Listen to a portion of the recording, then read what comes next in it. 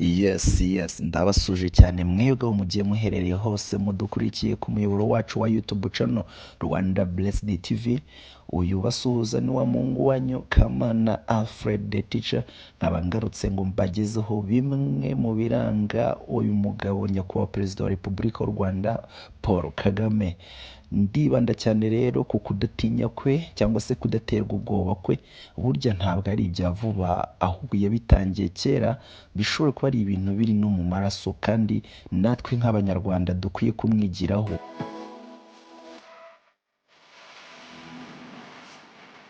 Mbere yuko nkomeza rero, ndasaba wowe utarakora subscribe kugira ngo ubanze uyikore, maze uzajye ubona ibiganiro byacu, ukore no kunzogera kugira ngo ujye ubona notification, maze tukigishyiraho ugahita ukibona byihuse mu ba mbere.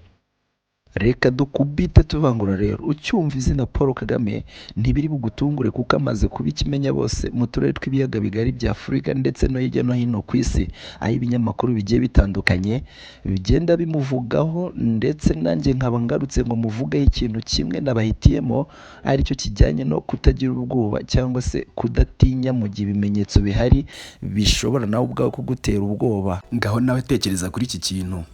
Amerika, igihugu gikomeye cyane gifite ibitwaro bikomeye ndetse n'igisirikare gikomeye, Ubushinwa, Uburusiya, Ububiligi n'ibindi bihugu bigiye bikomeye bikaguhuriraho bivuga ko bizagufatira ibihano. Ndabizi benshi muri mwe mwahitamo no kwemera ikosa mutakoze, ariko kuri uyu mugabo nyakubahwa Perezida wa Repubulika y'u Rwanda Paul Kagame ntabwo ari ukabibona, kuko wavuga ko iyo uzi icyo urwanira nta mpamvu n'imwe yagutera ubwoba. Reka tubisesengure neza. Izi nkuru zimutera ubwoba ntabwo ari ubwa mbere zaba zimugezeho, kuko ubwe Perezida wa Repubulika Paul Kagame nk'uko yabitangarije ikinyamakuru Igihe, yagiye yakira ubutumwa butandukanye buturuka mu bantu nk'abo twita ko bakomeye, bamusaba guhagarika ibikorwa bye. Ubwo icyo gihe mu rugamba rwo kubohoza igihugu rwa RPF Inkotanyi, yakiriye ibaruwa izanywe n'umuyobozi wa Loni w'icyo gihe, maze bamusaba guhagarika ibyo bikorwa, ndetse ngo nabirengaho baraza kumugirira nabi. Hamwe n'abiyemeje ibikorwa nk'ibyo bose bari bafatanyije ngo baraza kubica rwose. Iyi ntumwa mu gihe yazanaga uru rwandiko yagaragaje urukundo, yerekana ko ifite n'igishyika cyinshi cyane, maze ishyiramo amakabya nkuru, irushaho no kubagira inama iti musigeho, nyamuneka ibi bintu mubireke, byazatuma babica bakabarimbura neza neza.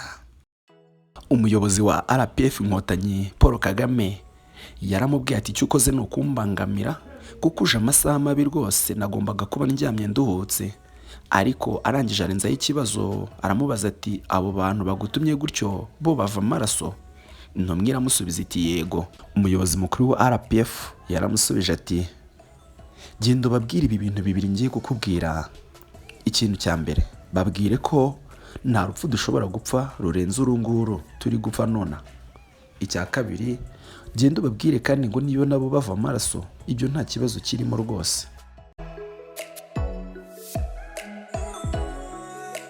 Ibyo byabaye nitubihuza neza n'ibiri kuba uyu munsi, aho ibihugu bikomeye bigenda bifata icyemezo cyo gushakira u Rwanda ibihano, kuko birushinja gufasha umutwe wa M23 gutera igihugu cya Congo maze ukakibuza umutekano. Ubusugire bw'igihugu cya Democratic Republic of Congo ngo buri kwangirika kubera igihugu cy'u Rwanda. Ibyo byose ni ibirego bagereka ku gihugu cy'u Rwanda, maze byagera ku muyobozi wacu Perezida wa Repubulika, maze akavuga ko nta kintu bimubwiye habe namba, kuko ibyo bavuga byose ari ibinyoma.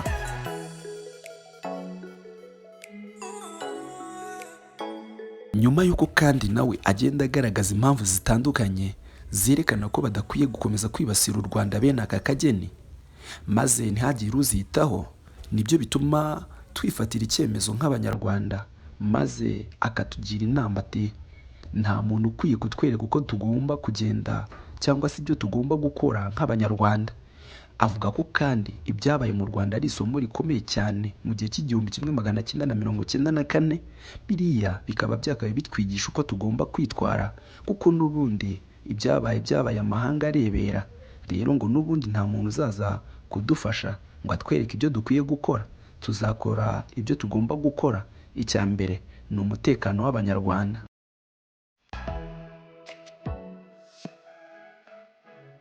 muhawe ikaze rero. Ubu ngubu ikigiye gukurikiraho ni ubusesenguzi.